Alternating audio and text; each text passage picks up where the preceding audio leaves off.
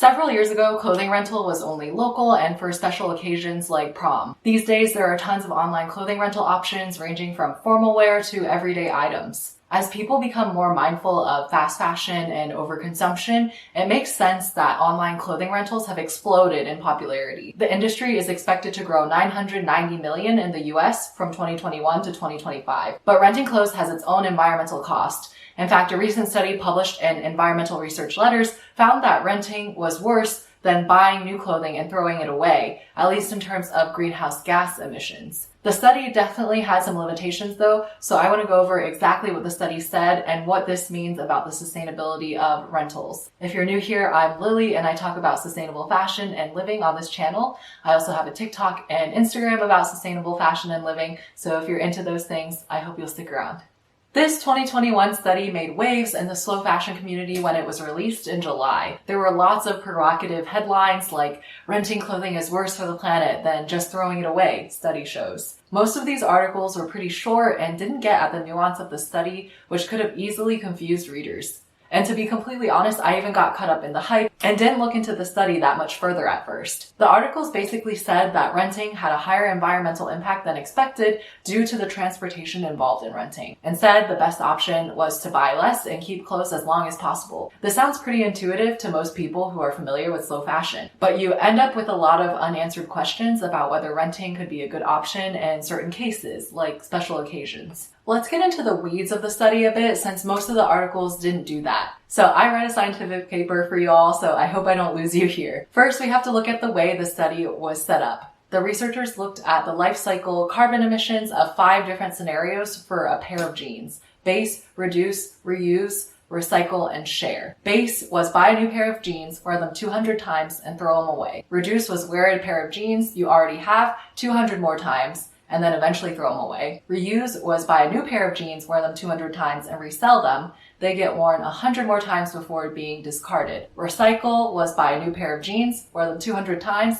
and recycle them. Share was rent a pair of jeans and wear them 10 times before returning. The jeans are rented out 20 times total and worn 200 times total before being discarded. The results were that wearing what you had, reduce, had the lowest emissions since you weren't buying a new pair of jeans. After that, the order from best to worst was reuse, recycle, base, and share. So this is where people draw the conclusion that renting is worse than buying and throwing away. The thing is that there were several limitations to this study, many of which the authors acknowledged themselves. The main ones were, number one, for impact on the environment, the researchers didn't focus on water use, toxic chemicals, waste generation, or the human impact. They focused on carbon emissions only, and that was called global warming potential, or GWP, in the study. Number two, the focus of the study was a pair of cotton jeans. The researchers state that analyzing a synthetic piece of clothing would have probably led to different results, since synthetics are more resource intensive to produce. Number three, I'm not sure that it's fair to say that an item will be worn the same number of times if it's owned by one person versus being rented out. There are studies that show that clothing is worn much fewer times, sometimes as low as 7, before being discarded. Number four, the researchers assumed that you would drive 2 kilometers, about 1.24 miles, each way to get the clothing rental. If it was picked up or delivered via low carbon transport, the emissions are very similar to those in the base scenario, which was buying and throwing away. If the jeans are worn 400 times instead of 200 in the rental scenario, that would reduce emissions even lower than in the base scenario. Number five, it's difficult to account for overall consumption rates since the study focuses on one item. Wearing one pair of jeans to death doesn't mean a lot if you're doing fashion hauls every week. Because of these limitations, you can't really flat out say that renting clothes is worse than throwing them away. The researchers acknowledged these nuances in alternative scenarios, but it was really just these journalists who were making these sweeping claims. So how sustainable is renting then? The conversation around this tends to go one of two ways. They are, number one, it's an amazing alternative to fast fashion since it helps you buy less. Or number two, it's terrible because of the hidden environmental costs. After really sitting with the study and trying to understand it, my opinion falls somewhere in between. I think renting can be a good option in some cases, but I also recognize that it can actually encourage overconsumption. Just think of all the rental websites that are subscription-based, where you get sent new, often trendy clothing every month. While you might not be buying new clothing, you're still ultimately supporting likely fast fashion brands and consumption habits.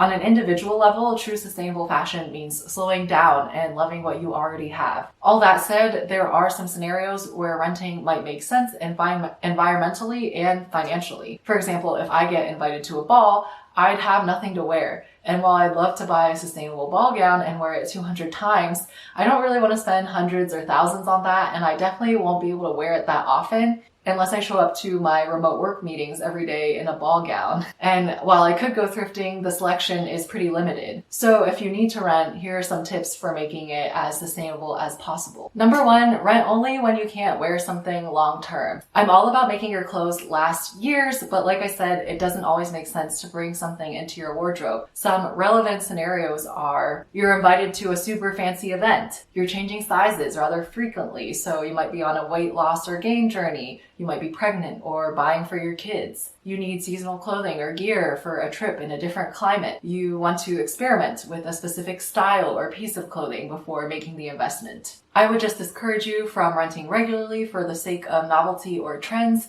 as this again feeds fast fashion habits. Number 2, try peer-to-peer rental or just plain borrowing. It's always great when you can find what you need within your community. The closer the item, the lower the emissions and delivery or pickup as well. And bonus points if you walk, bike, take public transport, or combine errands into one trip. To find what you need for free, try groups and platforms like Buy Nothing, FreeCycle, Nextdoor, OfferUp, and Buns. I'm especially a fan of my Buy Nothing group. There are also more and more peer-to-peer clothing rental apps, which are basically like Airbnb for clothing. Some examples are Tuileries and Wardrobe. So keep in mind this is not an endorsement, which is why I'm not going to include links.